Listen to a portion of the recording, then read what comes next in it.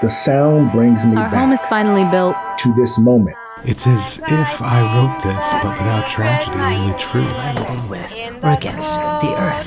Who are these people we've become? They weren't people I spent I'm much calling time you on with. the telephone like you asked me to. Do you remember telephone poles? I'm glad you asked. This is Active Listening, a New Dramatists podcast series that invites the resident playwrights to experiment with story, intimacy, and immediacy through sound experiences. This initiative was born of the questions that became urgent as our pandemic lockdowns began. What are creative alternatives to gathering together in rooms? What might a play for the ear sound like? Each episode is written, recorded, and produced by a different resident playwright. This one features work by Mary Elizabeth Hamilton. 20 years or so after a pandemic and large-scale natural disasters have destroyed society as we know it, a group of individuals at a living facility try to piece the world back together through their memories. This is What We Do Now by Mary Elizabeth Hamilton. Do you remember telephone poles? Oh shit, yeah. I used to count them on long car rides. You couldn't. They moved too quickly. You had to use the car mirror to line them up, then just before one passes, you count it. You have to be fast, otherwise you lose track. Do you remember car mirrors? Ugh, yeah. I could never get the angle right so the sun wasn't in my eyes. You had to tilt it up. I know. Or wear sunglasses. Sunglasses. I always lost mine in a bag or something. Left them on the bus. I remember my first pair of expensive ones. I'd sit on them or lose them within a week, guarantee. I felt like such an adult. That's why I always bought the $10 ones at the pharmacy. Do you remember pharmacies? I loved pharmacies. I loved walking up and down the aisles and touching things. Everything was so new and bright, and it was all right there. Balloons, crackers, toilet bowl cleaning solution, coffee mugs, batteries, Tylenol, dental floss, birthday cards. I wanted to buy everything. Do you remember buying things?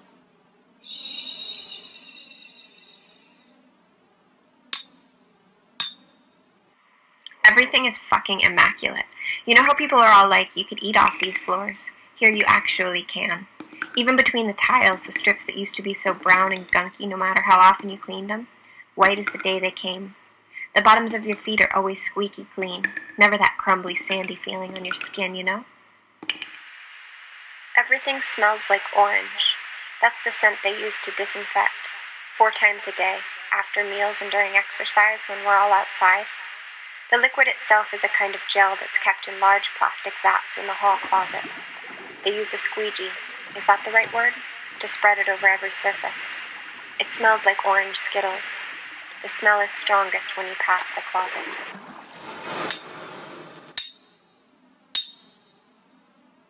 Do you remember wallets? Not really. To keep your cards in? Do you remember cards? Sort of. You go now. I'm tired. I can't think of anything. Say the first thing that comes into your mind. No, my head hurts. I don't want to. It can be small. Please, let's stop. I'll do 10 in a row to give you a break, then it's your turn. Okay? Windshield wipers, CD players, CDs, telephones, iPhones? Is that the same thing, do you think? I think it's the same. I won't count it. Showers, curtains, wires. Do you remember wires? All kinds of them, always tangling together, and you couldn't figure out which one matched which device? I kept them in a basket under my desk, but it got to the point where there were more wires than things to plug in. And one day I just threw them all away. Baskets. Sunglasses. We did that. Sorry, yes, I forgot. Post offices. Coffee houses. Corner stores. Is that 10? Should I keep going? Are you awake?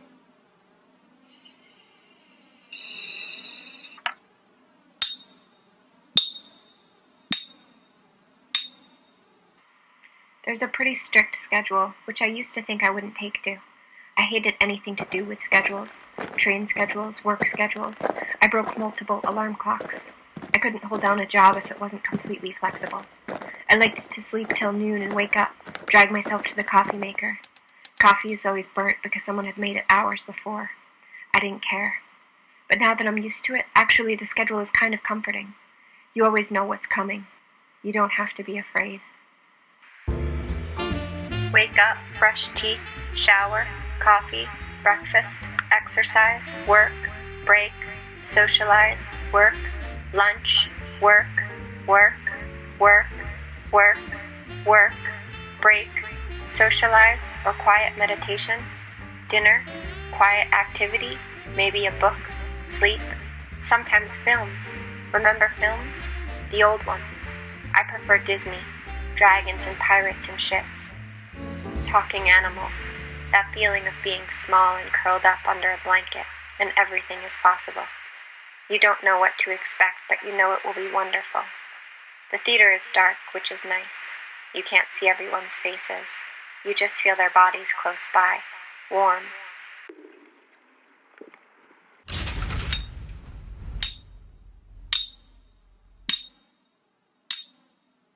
War? Famine. Ha! Famine. I forgot about that. Poverty. Inflation. Federal deficits. Capital gains. The Dow fell 9%. The Nasdaq is up. I used to hear that and think about cars. Why? I don't know. I guess NASCAR? I'd hear it on the radio and think about cars, brightly painted cars, zooming around in a circle. Taxes. Trade wars. The GOP. The DNC. The WHO. The UN. The NRA. The IRA. The IRS. Mortgages. Deferred payments. Capitalism. Free trade agreements. Monuments. Flags. Cemeteries. Oh, cemeteries, yes.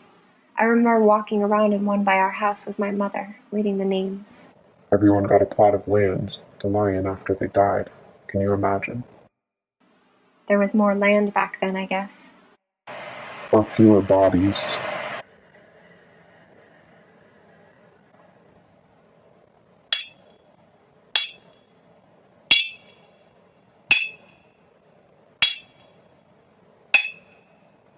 I had a memory last night about a time before. I was going to a baseball game with my dad. There was still baseball then.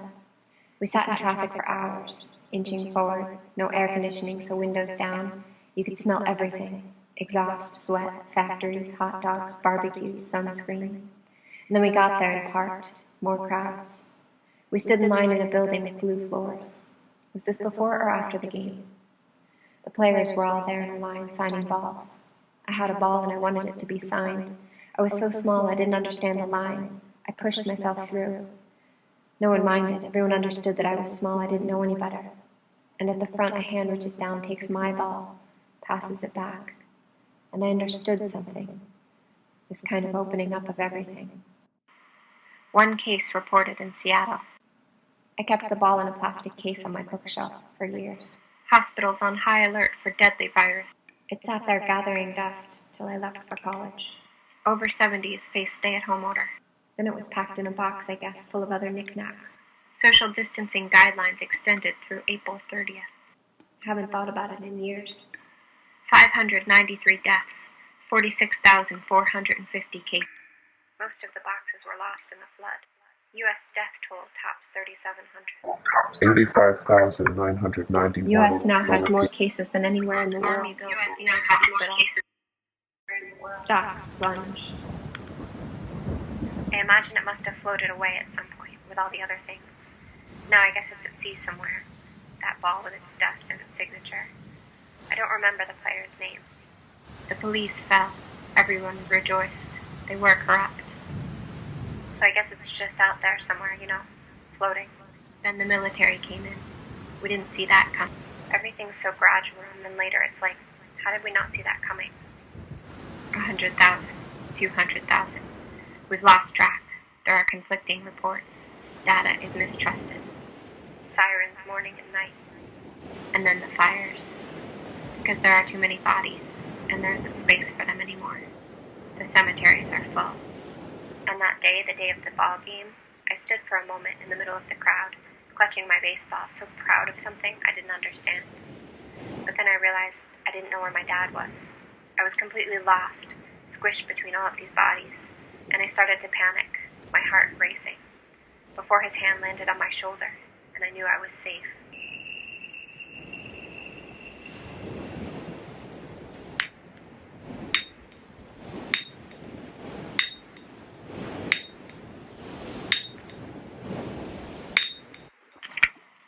The work is quite easy, if monotonous at times.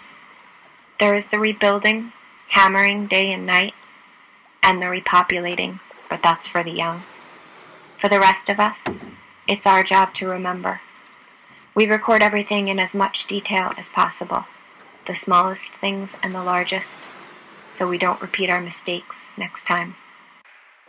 It can be tedious work, but honestly, it's what we do anyhow.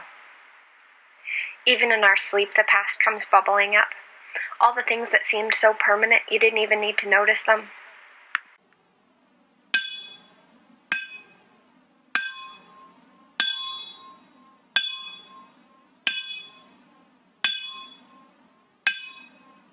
Do you remember parades? Do you remember fireworks? Do you remember national anthems? Caps off, hand on heart. Shivers down your whole body, even if you're a cynical person by nature. Sound of a million people cheering. Before the stadium's emptied. What else? That's all. No, please. What else? I don't remember. Can I touch your hand? What for? I can't sleep if I'm not sure someone's there.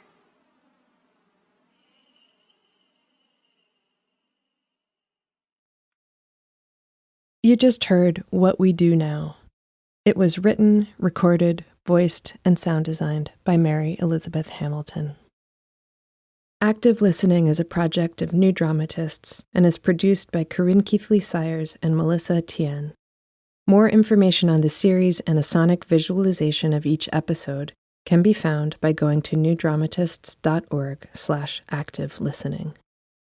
New Dramatists is one of the country's leading playwright centers and a nationally recognized new play laboratory. Its mission is to provide playwrights with time, space, and resources in the company of gifted peers to create work, realize their artistic potential, and make lasting contributions to the theater. Active Listening is made possible with generous support from the Venturous Theater Fund of the Tides Foundation.